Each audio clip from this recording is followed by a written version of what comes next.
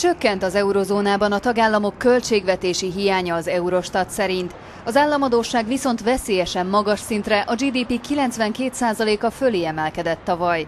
A tagállamok átlagos költségvetési hiánya, vagyis a bevételek és a kiadások közötti különbség a GDP 3%-ára süllyedt.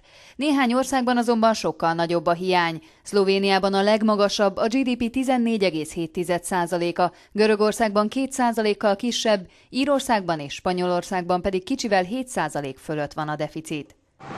Görögországban csaknem 4%-kal emelkedett a GDP arányos hiány, egyrészt a kiadások a bevételeknél is jobban emelkedtek, másrészt az is növeli ezt, hogy a gazdaság továbbra is recesszióban van. A visszaesés az államadósság GDP-hez mért arányát is felpumpálta, amely így újabb rekordra emelkedett, és a GDP 175%-a fölé szökött. Olaszországban is nagyot nőtt az adósság, több mint 132%-ra, és Portugáliában, valamint Írországban sem sokkal kevesebb, mind a két mentőcsomagra szorult országban több mint 5%-ponttal emelkedett az adósság. Az eurozóna mellett az Unióban is emelkedett az államadósság. Az Eurostat adatai szerint a magyar tavaly a GDP arányában 79,2%-ra csökkent, bár összegszerűen nőtt. A deficit pedig 1,1%-kal, a bruttó hazai össztermék 2,2%-ára emelkedett.